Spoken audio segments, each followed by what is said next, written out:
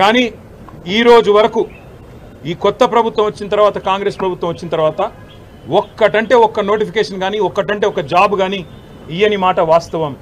ఒక్క ఉద్యోగం కూడా ఈ రోజు వరకు ఈ ప్రభుత్వం ఇవ్వలేదు. ఇవాళ అశోక్ నగర్లో, దిల్సుఖ్ నగర్లో, అదేవిధంగా ఉస్మానియా యూనివర్సిటీలో పిల్లలు అడుగుతున్నది ఏంది?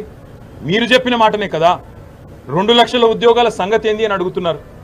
ఒక్క నోటిఫికేషన్ ఎందుకు ఇవ్వలేదని అడుగుతున్నారు. జాబ్ క్యాలెండర్ ఏమైంది అని అడుగుతున్నారు. గ్రూప్ 2, గ్రూప్ 3లో పోస్టులు పెంచుతామన్నారు, దాని సంగతి ఏంది అని అడుగుతున్నారు. మెగా డిఎస్సి అన్నారు కదా మీరు మొదటి క్యాబినెట్లోనే, ఏమైంది మెగా డిఎస్సి? మీరే చెప్తారు కదా 21,000 ఉద్యోగాలు, 50,000 ఉద్యోగాలని. ఏవి మరి డిఎస్సిలోని ఆ ఉద్యోగాలని చెప్పి పిల్లలు అడుగుతుంటే వారి మీద ఈరోజు మీరు మాట్లాడుతున్న విధానం, ఒక ముఖ్యమంత్రి స్థాయిలో ఉండి ఇంత దౌర్భాగ్యంగా, ఇంత దివాలాకోరుతనంతో మాట్లాడిన మొట్టమొదటి ముఖ్యమంత్రి రేవంత్ రెడ్డి. ఎంత నిర్లక్ష్యంగా, నిర్లజ్జగా. అసలు మోతీలాల్ అంటే ఆయనే ఉద్యోగాలే రాస్తలేడు, ఆయన కూడా నిరాహార దీక్ష చేస్తున్నాడని చెప్పి ఇవాళ మోతీలాల్ అనే తమ్ముడిని అవమానించే విధంగా, గ్రూప్స్కు ప్రిపేర్ అవుతున్న తమ్ముడిని అవమానించే విధంగా మాట్లాడడం.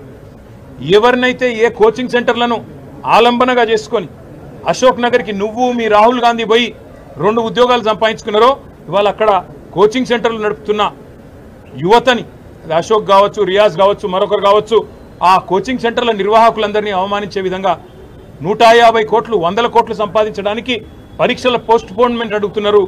వాళ్ళ కోసం, వాళ్ళ స్వలాభం కోసం పాకులాడుతున్నారని చెప్పి వాళ్ళను అవమానించే విధంగా మాట్లాడడం. అందుకే ఇవాళ తెలంగాణ యువత బగ్గుమంటున్నది. ఎన్నో ఆశలతో కాంగ్రెస్ ప్రభుత్వం 2 లక్షల ఉద్యోగాలు మొదటి సంవత్సరంలో ఇస్తుందని చెప్పి ఏ యువతనైతే మమ్మల్ని దించి మిమ్మల్ని గద్దెనెక్కించిందో ఈరోజు అదే యువత నిన్ను ప్రశ్నిస్తున్నది. రేవంత్ రెడ్డికి అందుకే చెప్తా ఉన్నాం, 7 నెలలు అయిపోయింది, 8వ నెలలో నీ ప్రభుత్వం అడుగుపెట్టింది. ఈ 8 నెలల్లో ఒక్క నోటిఫికేషన్ ఇవ్వలేదు. మరి మిగతా 4 నెలల్లో ఎట్లా ఇస్తావు 2 లక్షల ఉద్యోగాలకు నోటిఫికేషన్లు? ఎట్లా ఇస్తావు 2 లక్షల ఉద్యోగాలు? జవాబు చెప్పాలని చెప్పి నేను రేవంత్ రెడ్డి గారిని డిమాండ్ చేస్తా ఉన్నా. మిమ్మల్ని వదిలిపెట్టాం, శాసనసభలో నిలదీస్తాం, క్షేత్రంలో నిలదీస్తాం. ఏ పిల్లలనైతే నువ్వు మోసం చేసినావో ఆ పిల్లలకు మేము అండగా ఉంటాం. తప్పకుండా ఆ పిల్లలతో ఐక్యంగా కొట్లాడతాం. ఇది ఏదో 2 రాజకీయ ఉద్యోగాలకు సంబంధించిన పంచాయతీ కాదు.